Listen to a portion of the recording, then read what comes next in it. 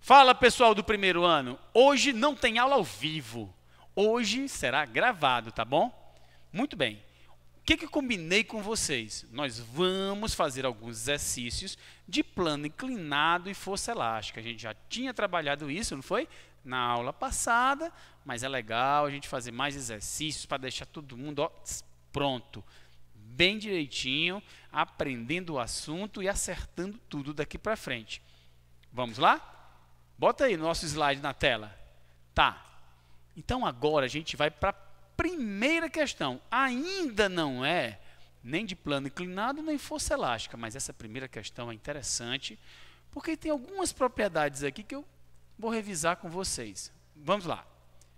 Sobre uma caixa de 20 kg atuam duas forças de módulos constantes, tais que F1 é igual a 15 newtons e F2 20 newtons.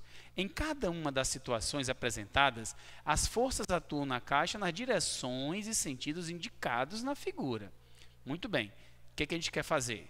Nós precisamos calcular as acelerações que essas caixas vão ficar submetidas. Vamos por etapas, tá? Vamos começar pela questão A. Então, primeira questãozinha, item A. Observem que na situação do item A, tá? Eu tenho duas forças agindo na minha caixinha, ó. Uma força para a direita, que é a minha força, deixa eu ver, esquerda é F1, essa coisinha aqui, ó, F1, e ele disse que essa força F1 está valendo 15 newtons. Muito bem. Para a direita, a gente tem uma outra força F2 que vale 20 newtons. Um dado importante, a massa, tá? A massa da minha caixinha, que não muda em nenhuma das situações, vale 20 kg. Pessoal, qual é a primeira coisa que a gente tem que fazer? Determinar quem é a força resultante nesse negócio. Então, bora lá. Força resultante vai ser igual, a força F2 menos a força F1. Observe que eu estou pegando a maior e diminuindo da menor. Sempre vai ser assim. Por que eu estou diminuindo? Porque ela tem sentidos opostos. Lembraram? Então, quanto vai dar nesse caso a força resultante? Olha, 20 menos 15, somente 5 newtons. Daí a gente vai aplicar a segunda lei de Newton. O que diz? Que força resultante é igual a massa vezes a aceleração.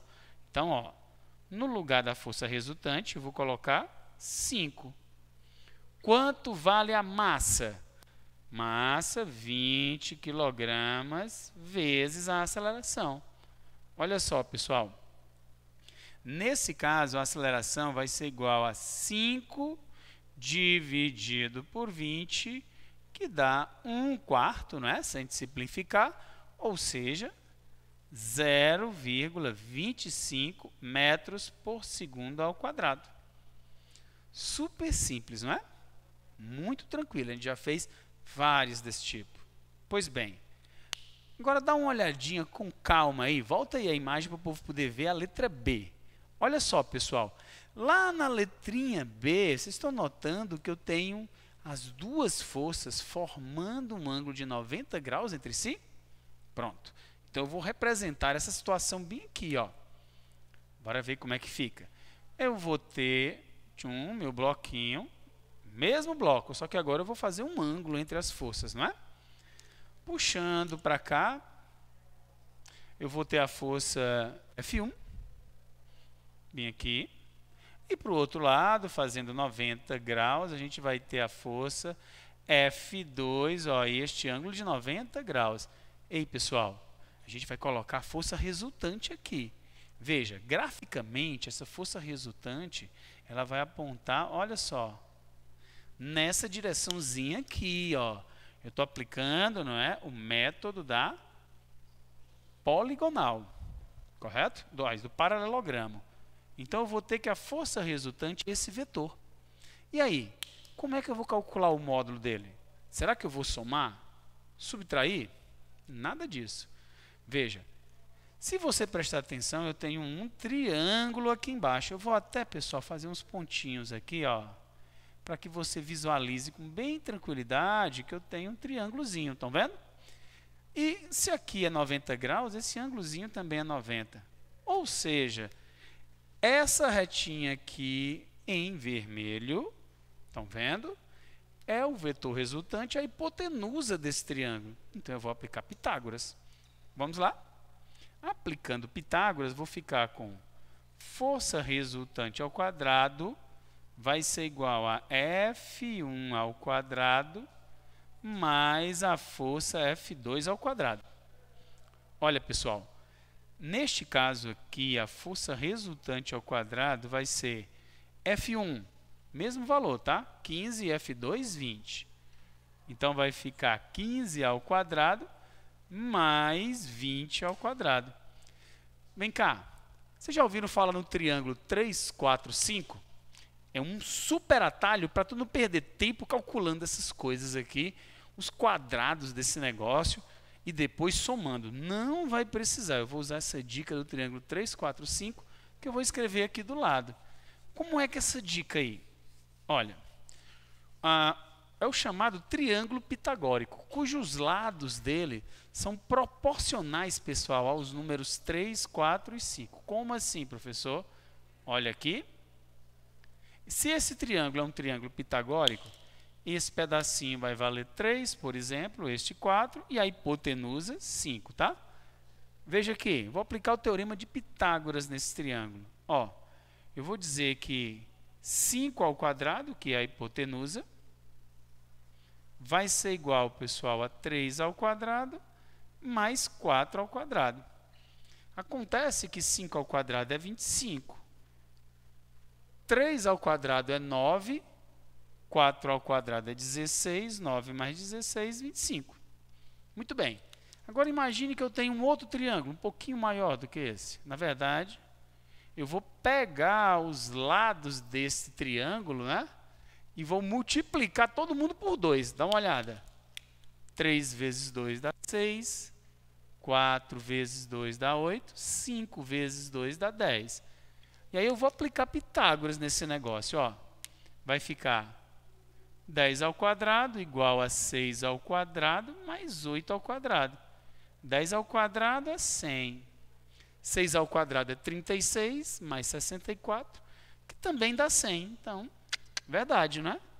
Veja, eu multipliquei por 2. Eu já sabia que esse cateto aqui, ó, dá uma olhada. 3, eu tenho 15 e 20. Que tal? 15 não é 3 vezes 5? E 20? 20 é 4 vezes 5. Ora, sabe quem vai ser a hipotenusa aqui? Vai ser 3. Preste atenção. Estou multiplicando por 5, né? Então, eu peguei 3 vezes 5, 15. 4 vezes 5, 15. Aqui seria 5 vezes 5. Portanto, um jeito prático para a gente não perder tempo fazendo a conta, a força resultante eu já sabia que ia dar igual a 25 newtons. Ei, mas não acabou, tá? Porque ele não quer saber só isso. Então, eu vou continuar bem aqui, porque ele está pedindo a aceleração. Dá uma olhada.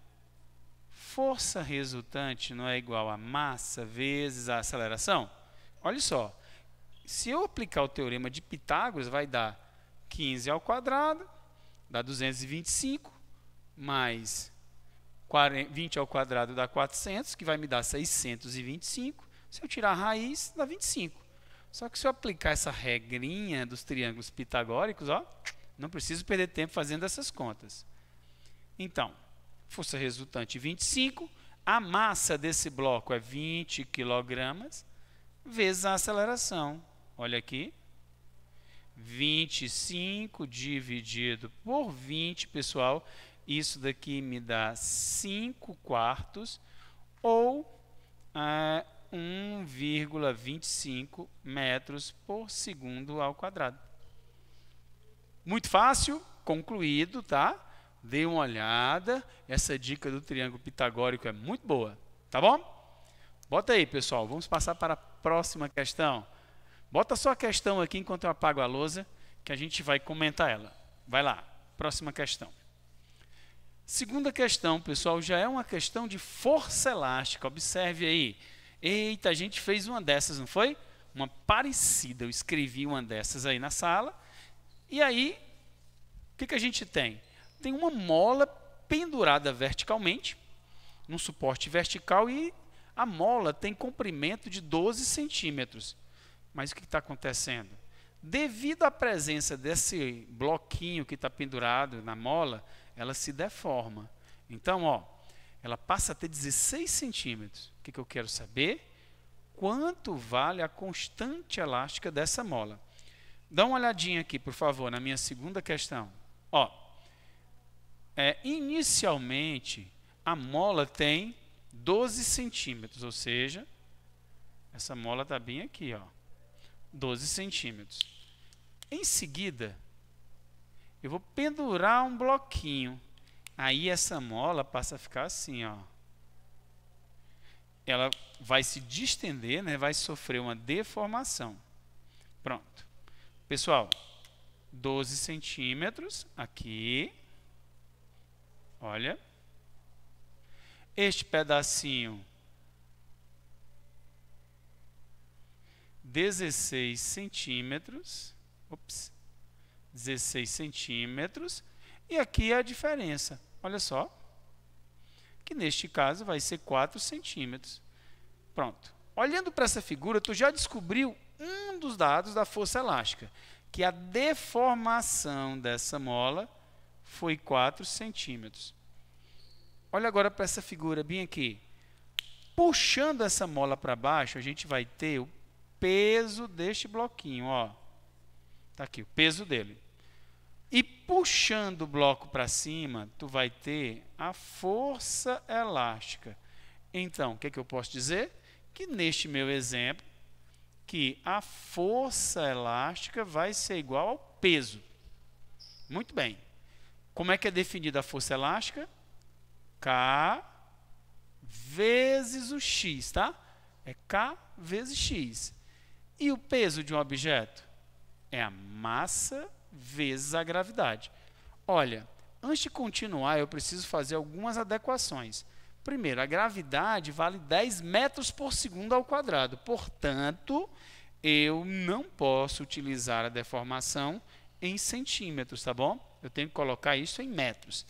E aí, 4 centímetros em metros é a mesma coisa que 0,04 metros.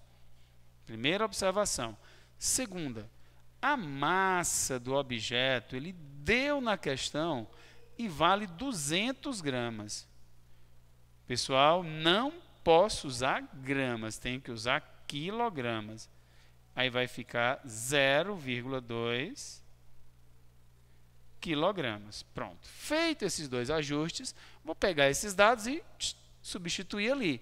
Lembrando, ele quer saber o valor da constante elástica. Ele quer saber quanto vale esse K. Então, K vezes a deformação da mola. Olha só. 0,04. A massa, 0,2 vezes a gravidade, que é 10. 0,2 vezes 10 dá 2. Eu vou tirar o 0,04 e colocar embaixo. Então, a constante elástica vai ser 2 sobre 0,04. Pessoal, como é que a gente acaba aí com esses zeros, hein?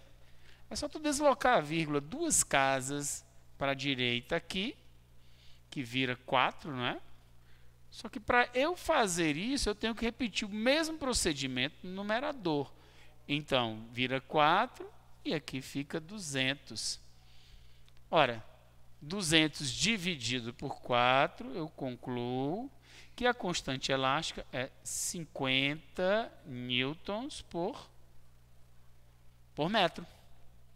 Concluímos mais uma questão, e essa daqui envolvendo força elástica, tá bom? Bem tranquilo, não é? Bom, pessoal, vamos dar uma olhada na nossa terceira questão. Bota lá, pessoal, para a gente ver. olha só, nessa terceira questão, ela já envolve força elástica e a força normal. Antes de avançar nessa questão, eu vou lembrar vocês alguns conceitos. Nós já falamos em sala de aula. Por exemplo, quando você sobe numa balança, essa balança ela vai marcar o seu peso? Não. A balança não marca o teu peso. Ela marca a pressão que tu exerce nela. Tanto é que a gente vai ver um pouquinho mais na frente, se tu colocar essa balança num plano inclinado, ela vai registrar um valor diferente do seu peso. Só se você colocar a balança inclinada. Neste caso aí, observa a figura com bem atenção. Tu tens uma mola puxando o bloco para cima. Então a pressão que este bloco vai exercer na balança será diferente do peso dele. No caso vai ser menor, porque veja, eu vou representar aqui o meu bloquinho e a balança. Olha só, ele está dizendo que nesse arranjo experimental tem uma mola de constante elástica 30 newtons por metro. Vou anotando os dados aqui. Ó. A constante elástica é 30 newtons por metro. O que mais que ele diz? Um corpo preso à mola de peso 10 newtons. Pronto, o cara chegou aqui e deu peso, ó. 10 newtons é o peso do bloquinho. E a mola foi deformada, foi esticada uma quantidade que, segundo o texto, vale 15 centímetros. Antes de avançar nessa questão, eu vou representar essa situação que ele está pedindo. E a gente vai desenhar, não é? Esboçar aqui todas as forças. Vamos lá. Está aqui o bloco. Essa superfície aqui é a balança. Ó. Está aqui a balançazinha. Pronto. Muito bem. Quais são as forças que estão agindo? Puxando esse bloco para baixo, a gente tem sempre o peso, não é? Como vocês estão vendo na figura, mostra aí de novo a figura para o povo aí. Olha só, tem uma mola ligada, portanto, obviamente que vai ter uma força elástica. Aí agora traz a imagem aí para mim. Ó, vai ter a força elástica aqui. Veja, se ele está em contato com uma superfície, eu vou ter uma terceira força envolvida, que é justamente a força normal. Olha, pessoal, essa força normal, ela está relacionada à pressão que a gente exerce na superfície. Aquele exemplo que eu já disse várias vezes, eu estou aqui em pé. Meu peso está me puxando para baixo, mas eu não estou afundando. Motivo, o chão está me empurrando para cima. Neste caso, com a força igual ao meu peso, né? Pronto, neste caso, no meu exemplo. Mas aqui não será, porque tem uma força puxando para cima. Isso eu quero dizer que, devido ao fato de ter essa força elástica para cima, a pressão que o bloco vai exercer aqui na balança será diferente do peso. Vamos calcular essa força elástica aí, ó. Então, eu vou dizer que a força elástica será igual ao K vezes o X. Primeiro problema, newtons por metro, centímetros. Tá, não rola, vou ter que fazer uma conversão. Mas para isso é bem simples, você desloca a vírgula 2 casas para a esquerda, isso aqui fica 0,15 metros. Facinho. Então, a força elástica aqui vai ser o K, que é 30 vezes 0,15. Portanto, neste caso, a força elástica, pessoal, vai ser 30 vezes 0,15, 4,5 newtons. Agora, dá uma olhada na minha figura ali. Ora, esta força eu acabei de calcular, vale 4,5 newtons. O peso, ele deu na questão. Vale quanto? 10. Então está aqui, ó, o peso bem bonitinho, 10 newtons. Ora, está equilibrado esse negócio do jeito que está aí? Óbvio que não. Para baixo eu estou puxando com 10. para cima 4,5, pô, tá faltando o quê? 5,5, não é não? Para poder equilibrar. E essa força é feita por quem aqui nesse bloco? Pelo piso, pela balança. O interessante é que a balança aqui vai estar marcando justamente a força normal. É que eu vou formalizar o nosso raciocínio. Ó. A força normal mais a força elástica tem que ser igual ao peso, né? As que puxam para cima tem que ser igual à força que puxa para baixo. Portanto, a força normal vai ser igual ao peso menos a força elástica, 6, não é? Aliás, 6 não, professor. O peso é 10, né? 10 menos 4,5. Daqui eu tiro que a normal vale 5,5 newtons.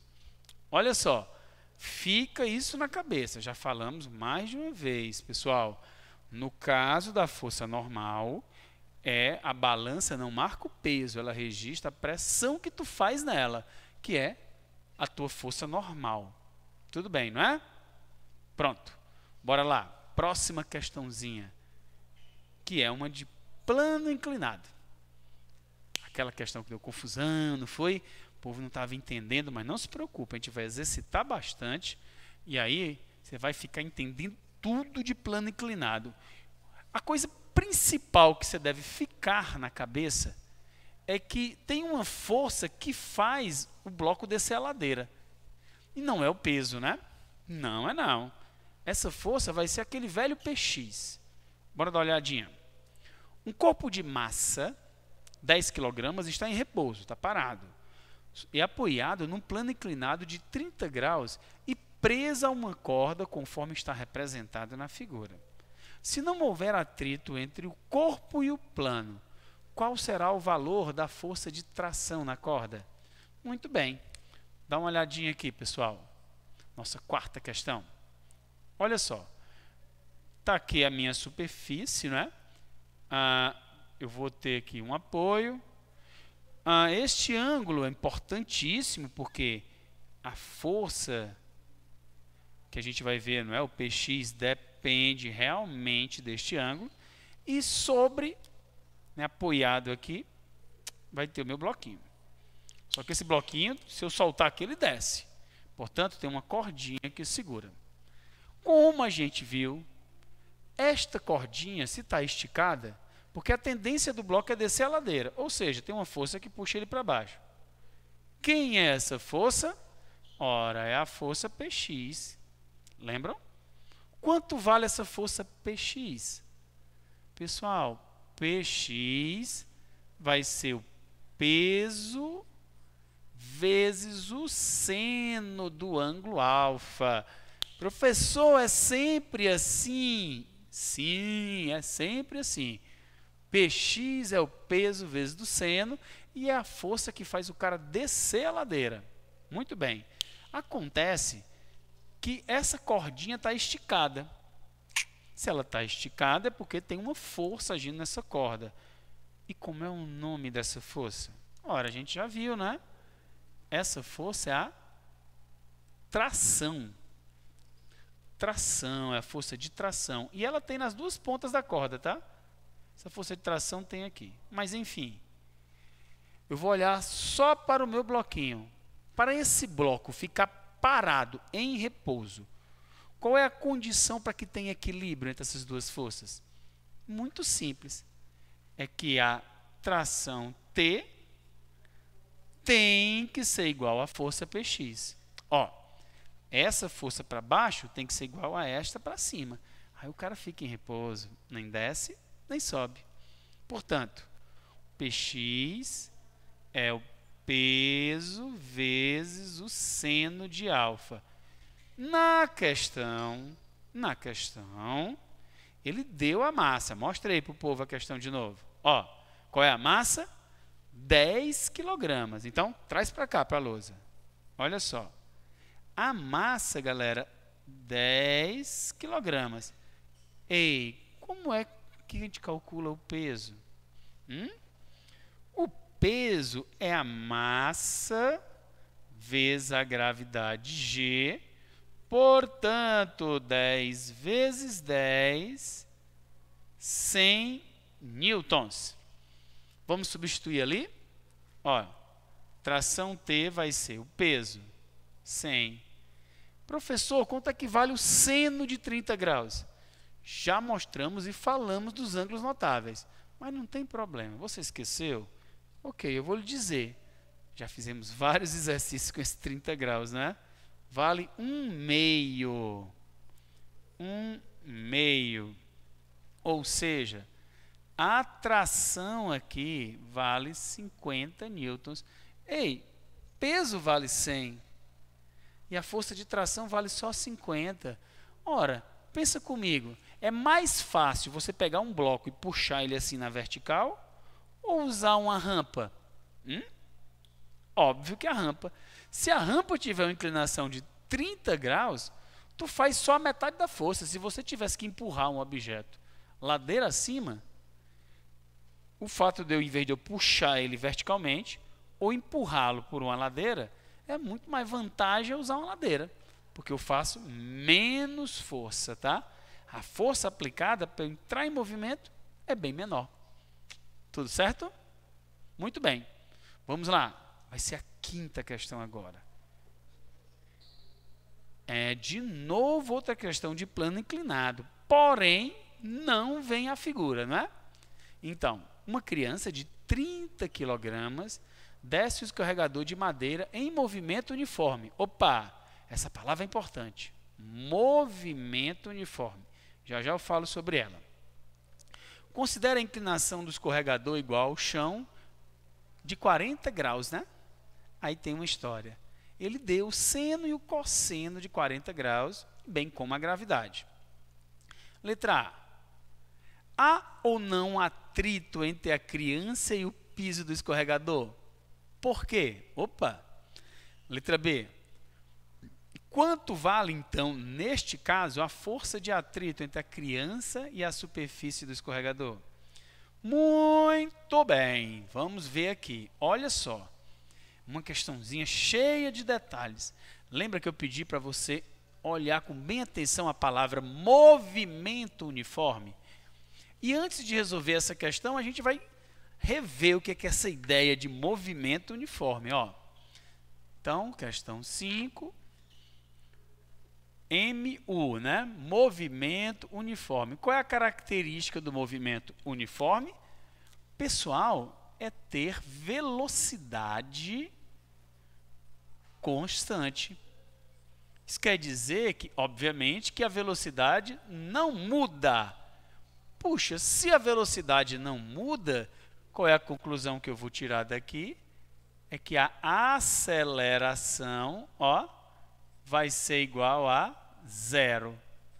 Eita! Quer dizer que um objeto que está andando com velocidade constante, ele tem aceleração igual a 0. Sim, senhor. Então, bora fazer aqui um esqueminha. Eu vou ter aqui o tal do escorregador, né? O bonequinho aí, a criancinha vai estar numa certa altura. Vou dizer que ela está bem aqui, ó. Fazer aqui esse meu bonequinho. Aqui a criança, né? Linda. Pronto. Esse menino está aí. Este ângulo ele deu na questão. Está dizendo que vale 40 graus. Tá? A criança tem massa de 30 kg. Tá bem? E ele deu também o seno e o cosseno de 40 graus. Mas veja, eu vou anotar só o seno e você vai já entender por quê. Vale 0,6. Meu povo, quais são as forças que estão agindo neste bonequinho? Bom, com certeza tem uma força puxando ele para baixo. E essa daí é o Px. Porém, como ele desce com velocidade constante, ora, se só existisse, vou repetir, se só existisse a força Px, ele desceria com um movimento acelerado. Vou repetir, se somente esta força agisse nele, o movimento teria aceleração. Puxa, mas ele está dizendo que não tem aceleração. Opa! Então, amiguinhos, é porque deve existir uma outra força aqui para cima. Obviamente que esta força deve ser o atrito. Claro. E com um dado mais importante. A força de atrito não só existe, como eu já sei o valor dela. Puxa, é mesmo, professor? Sei. Olha só. A força resultante vai ser igual ao Px menos esta força de atrito, correto? Mas a gente sabe que força resultante é igual a massa vezes aceleração. Ora, se a aceleração é zero, zero vezes qualquer coisa dá zero. Conclusão, esse negócio aqui, ó, esse pedaço aqui é igual a zero. Bom, pessoal, se é igual a zero, eu mudo essas coisas de lado e sabe o que eu descubro? Caramba, que a força de atrito vai ser igual ao Px. E aí alguém pode passar pela cabeça de alguém e dizer o seguinte: ora, professor, se a força para cá, para baixo, é igual à força que puxa para cima, ele está parado. Não. Não posso afirmar isso, galera. Eu posso afirmar que se essas duas forças são iguais, ele pode estar parado. É uma possibilidade. Mas ele também pode estar andando, contanto que seja com velocidade constante e com aceleração nula. Então, está justificado, eu já posso logo passar para o item B, olha só. O que ele pede? Qual o valor da força de atrito? É só calcular o Px. E quanto vale o Px? Ora, é o peso vezes o seno deste ângulo aí, que é 40 graus. E que o seno vale 0,6. Dá uma olhada. A força de atrito, portanto, pessoal, se a massa deste negócio aqui da criança é 30 quilos, não vamos usar 30, né? Pelo amor de Deus, é o peso. Tem que multiplicar pela gravidade, que dá 300. E aí vai ficar o peso vezes o seno do ângulo, que ele deu na questão, vale 0,6. Ei, pessoal, a força de atrito, portanto, vai me dar, olha, 180 newtons. Ok? Eu acho que deu para entender, não é? Revisa essa história, se ficar com dúvida. Cara, está tudo gravadinho, então você revisa, vê a aula que eu falei de força de atrito. Vocês sabem quais são os dias das nossas aulas, terça e quinta. Vai lá, busca na sala de vocês que tem tudo. Dá uma revisada. Então, vamos para a próxima questão aí. Vamos lá. Olha, uma questão um pouquinho longa, mas eu vou fazê-la o mais rápido possível. Vamos lá. Um homem segura a extremidade de uma corda que tem a outra extremidade unida a um bloco de massa M, apoiado num plano inclinado, como representa a figura, tá? Aí ele deu embaixo da figura a massa, o seno e o cosseno dos ângulos. Estão vendo? Muito bem. Considere que não existe atrito entre o corpo e o plano. Calcule o módulo da força de tração na corda quando o corpo, letra A, fica em repouso no plano, letra B, sobe o plano em movimento uniforme, letra C, sobe o plano acelerando e desce o plano acelerando. Então, presta atenção. É muito parecida, né? Traz aqui a imagem para cá, né? Muito parecida com essa. É uma versão dessa questão. Quer ver? Volta aí para o texto para o povo poder ver. Ó, fica em repouso no plano. Ou seja, quando ele está parado, eu tenho que ter um equilíbrio de forças. Mas se eu responder o item A, eu já respondo o item B. Porque o fato dele estar andando com movimento uniforme quer dizer que ele tem velocidade constante. Ora, ter velocidade constante, o que é que tem? Eu tenho aceleração igual a zero.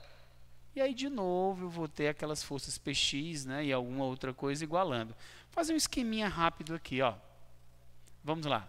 Vou desenhar aqui, não é? O sujeitinho vai ter o meu bloco.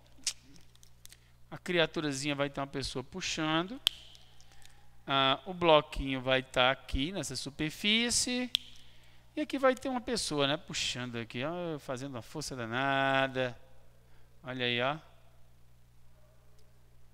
eu fazer aqui, espera aí. Ó. Tá, então esse bonequinho está puxando aqui meu bloco, né? Segurando meu bloquinho, ó. Pronto. Ele deu o ângulo, né? Ele não deu o ângulo, mas deu o seno e o cosseno deste ângulo. Então, ele chama o ângulo de θ, tá, pessoal? Uma letra grega nova, ó, para quem não conhece. θ. Quais são as forças que estão agindo no bloquinho? Ora, descendo a ladeira, Px, não é? E o bonequinho está segurando, então o bonequinho está fazendo uma força aqui para cima. É a tração, já que é uma corda, e a força que o bonequinho faz nada mais é do que a tração. Muito bem. Vamos anotar os dados. Ele deu a massa, portanto, eu posso calcular o valor dessa força Px. Ó. Px é o peso vezes o seno de θ. Então, a gente vai substituir as informações. Peso do objeto é a massa vezes a gravidade, não é? E vezes o seno de θ que ele deu na questão. Olha, o Px, portanto, vai ser massa 20 kg vezes a gravidade, que é 10, vezes o seno, que ele disse na questão que vale 3/5. Pessoal, fazendo as continhas aqui, olha, 5 vai embora com 20, que fica 4. 4 vezes 3, 12, vezes 10, olha aí, 120 newtons. Portanto, letra A. Quando o objeto está parado, a força de tração, obviamente, que vai ser igual ao Px, 120 newtons. Respondido. Muito tranquilo. Letra B. Semelhante à questão anterior. Quando ele está subindo ou descendo, não importa, em movimento uniforme, eu de novo vou ter que a tração T vai ser igual ao Px, portanto, 120 newtons. Letra C. Quando o cara está subindo... peraí. Agora, quando está subindo é um pouquinho diferente. Sabe por quê? Porque se ele está subindo, essa força tem que ser maior do que esta. Portanto, a força resultante, não é, vai ser igual a T menos o Px. Força resultante é igual a massa vezes a aceleração. Então, T menos o Px, que não muda, tá? Vale 120. A massa, 20. E a aceleração, ele deu na questão, vale 0,5. Ora, pessoal, quando eu faço as continhas, descubro que isso aqui é 130 newtons. Ok. E a última? Quando ele está descendo. Professor, quando ele está descendo, muda o quê? Muda só como você vai compor a força resultante. Porque quando ele desce, a força Px tem que ser maior do que a tração. Então, força resultante vai ser igual ao Px menos a tração. Olha, por que é assim? Porque ele está descendo, não é? Então, que vai ser igual a massa vezes a aceleração. Vocês estão notando? A diferença é sutil. Quando ele sobe, a força que puxa para cima é maior do que a que puxa para baixo. Porém, quando ele desce, a força que puxa para baixo tem que ser menor, né, maior do que quem puxa para cima. Aí a gente substitui, ó, Px vale 120 menos T, a massa do objeto 20 e a aceleração continua sendo 0,5. Bom, quando a gente ajeitar, vai descobrir que essa tração me dá 110 newtons. A gente vai ficar por aqui. e nós nos encontramos só na semana que vem. Valeu, pessoal, foi muito bom.